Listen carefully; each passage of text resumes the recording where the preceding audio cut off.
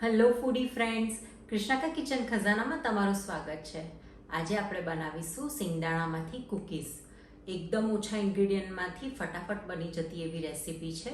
ઉપવાસમાં ખવાય એવી રેસીપી છે. શ્રાવણ મહિના જે કરતા હોય, કોઈ પણ ઉપવાસ કરતા હોય તો એમાં ઇઝીલી લઈ શકાય એવી રેસીપી છે. તો ચલો ફટાફટ આપણે રેસીપી જોઈ લઈએ. જો તમને મારા વિડીયોઝ પસંદ આવતા હોય તો લાઈક કરો, શેર કરો અને સબસ્ક્રાઈબ કરો.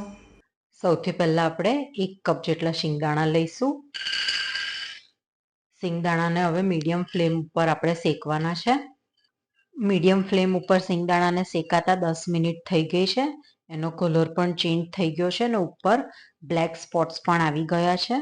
શિંગદાણા આપણા શેકાઈને રેડી છે. હવે આપણે એને ઠંડા થવા દઈશું. શિંગદાણા આપણા ઠંડા થઈ ગયા છે. હવે આપણે એને મિક્સી જારમાં લઈ લઈશું. શિંગદાણાની હવે સ્મૂથ પેસ્ટ ના થાય ત્યાં સુધી આપણે એને ગ્રાઇન્ડ કરીશું. ચેક કરી લઈએ.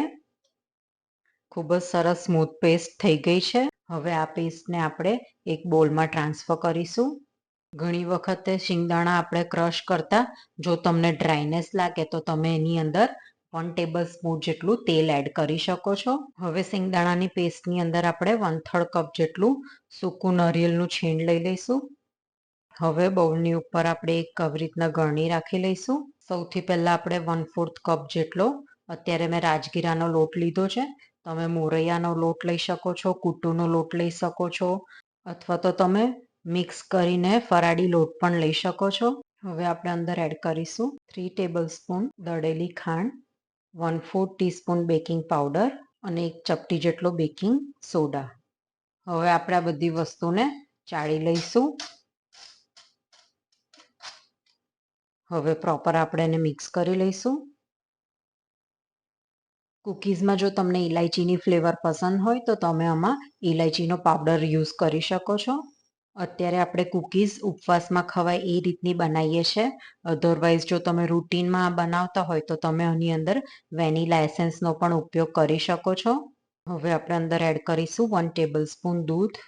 પ્રોપર હવે આપણે એને મિક્સ કરી લઈશું. 1 ટેબલ સ્પૂન દૂધ એડ કરવાથી ખૂબ જ સરસ બાઇન્ડિંગ આવી ગયું છે. હવે મારી પાસે કૂકી કટર છે. હવે આપણે એની અંદર પ્રોપર પ્રેસ કરતા જઈશું અને કૂકીને શેપ આપતા જઈશું. કૂકી સરસ શેપમાં આવી ગઈ છે. હવે આપણે ધીમે રહીને પ્રેસ કરતા જઈશું અને કૂકીને અનમોલ્ડ કરતા જઈશું. ખૂબ જ સરસ કૂકી આપણી બનીને રેડી છે. હવે કૂકીને ડાયરેક્ટ બેકિંગ ટ્રેની અંદર રાખીશું. સેમ વેથી આપણે બીજી કૂકીઝ બનાવીને રેડી કરી દઈએ.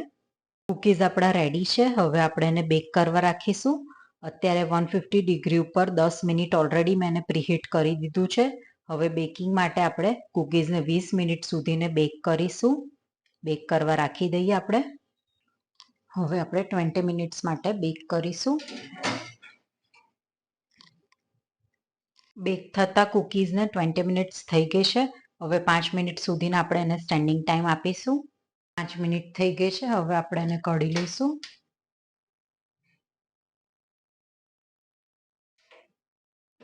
હવે આપણે એને રેક ઉપર ઠંડી થવા માટે રાખીશું. કૂકીઝ આપણી કમ્પ્લીટલી ઠંડી ના થાય ત્યાં સુધીને આપણે એને રેક ઉપર બેકિંગ ટ્રેની અંદર જ રહેવા દેવાની છે.